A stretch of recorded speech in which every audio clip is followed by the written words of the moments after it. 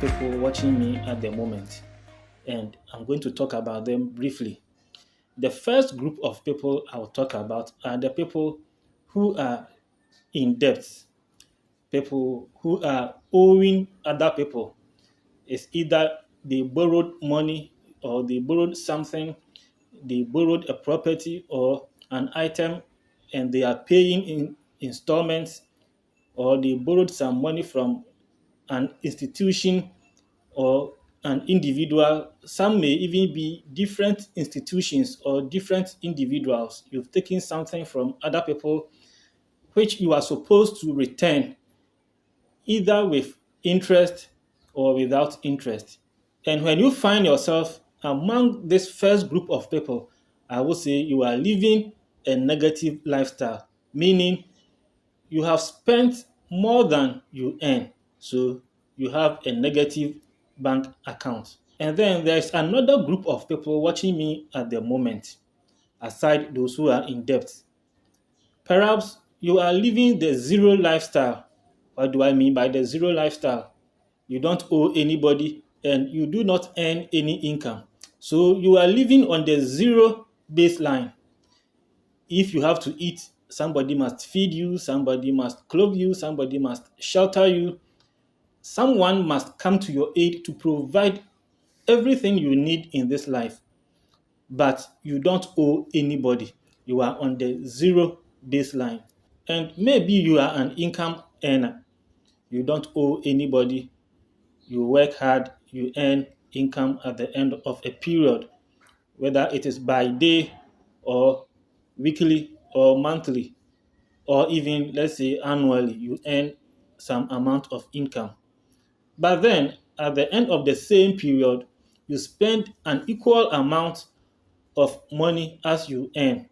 Before I move to the last group, I remember when I was about 10 years or even lesser, I asked my mother an interesting question because I was curious. I asked her, "Mother, are we poor or we are rich?"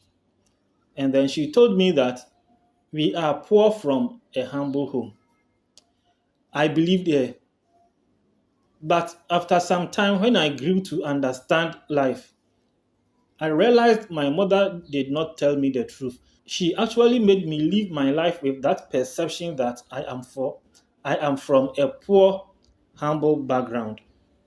But later on, when I sat down and reflected on the kind of lifestyle we were living about that same time, I find it difficult to believe what my mother told me at that time, because that was the time we were living in a three-bedroom apartment. I mean, three-bedroom self-contained apartment in Kumasi, Kwadaso Agrek Junction to be precise. Those who know Agrek Junction, just around the Lasap Hotel area, behind the Jehovah Witness Convention Center. You know how that place looks like if you know about that area. And we had a three-bedroom apartment in that area. We were six children in all, and I was the fifth one. And we were all enrolled in private schools. At that time, I was attending Peter's Educational Center at Kwadaso. If you know Kwadaso, you will know this school. It was a very big school by then. I don't know what has happened to the school now, but it was a very big school at that moment. And so I sit down and reflect on the kind of lifestyle we were living, how my father worked so hard to take care of us, accommodate us, and provided for us. Then I find it difficult to believe what my mother told me, that we were poor from a humble background. But can we say she was wrong? After all, she was a Christian. And most Christians dignify poverty, as we find in Proverbs chapter 15, verse 16. It says, "Better to be poor and fear the Lord than to be rich and in trouble." So, as Christians as we are, most times we dignify poverty, but that is not the subject of this video. We will come to that later. That is the more reason why you have to subscribe to this channel if you are watching this show for the first time. God requires us to pay just 10% of our income as tithes. 10% of our income as tithes. God didn't say we should present all the income. He only required of us to pay 10% as tithes and then keep the remaining 90% for our own use. But still, God is interested in what we do with the 90%. What comes out of the 90%, God is still interested in that. That means God is not interested in us being poor. Like He would say, okay, bring a tithe of 90% and then keep the 10% to yourself. Then, in what ways is God expecting us to use the remaining 90%? Are we to spend the 90% or we are to enjoy the 90%? God actually wants us to enjoy the money we earn, not to spend that money. And I'm saying it again, God is delighted in us enjoying the money He gives us, not to spend the money He gives us. What is the difference between spending money and enjoying money? When you spend money, it's like you work so hard, you get the money, and then the money pass through your hands and move to another place. When you spend money, you spend the money in pains. In Twi, they will say, "Sika twia te sɛ otwe hwenemunwi." You know how painful it is when you have to pull a hair out of your nostrils. And that is how the accounts compare spending money. If you are a Christian and you are earning, and when you are spending your earnings, you spend with pain. Sometimes when you see the money in your hands, you gather the money in bundles and you are going to use the money to pay school fees. Sometimes you think so much that you even delay the payment. You take the money, you count, okay, let me keep the money small, tomorrow I'll go and pay. Tomorrow comes, you pick the money, you look at it. So all this money is leaving. Okay, let me keep it small. But definitely, you will still spend the money on that payment. You work so hard, you get some income, and you gather all the income to go and pay rent. You work so hard, you get some income, and you gather the income to go and pay debt. Is that God's purpose for blessing us with money? It is stated that most Christians are poor.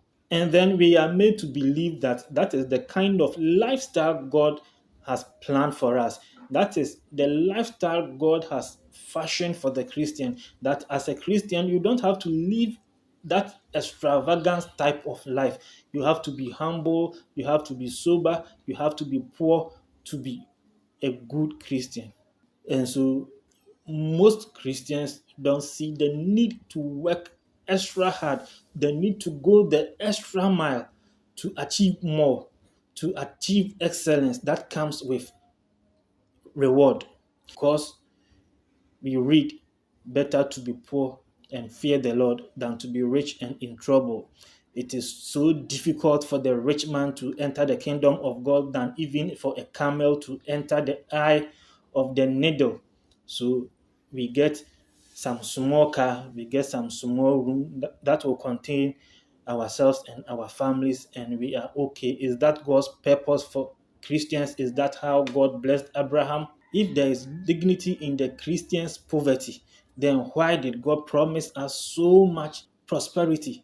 We also have that belief that the world and its extravagance and its gloom belongs to the devil. So we don't seek to achieve much. And so most of us as Christians have been landed in situations where we find it so difficult that at times we still have to even go to those we call unbelievers for support.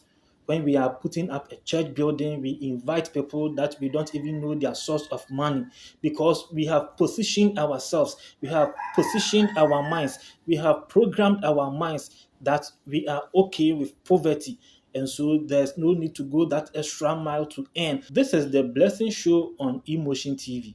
If you have watched this video up to this point, then you are on your way to break free from the shackles of poverty. And before I leave, let's go to the last group of people who may be watching me. They earn more than they need, so they invest. I will say they are the planters of the money trees. Even if they don't have to work in the next 5 years, they will not starve. They are the investors. Maybe you are in that group, you are also watching me. I'm humbly delighted that all of you are watching this video. This is the more reason why you have to subscribe to this channel and keep watching our subsequent videos as we unravel the mysteries surrounding Christian wealth creation. This is the Blessing Show on Emotion TV, and my name is Emmanuel Blessing.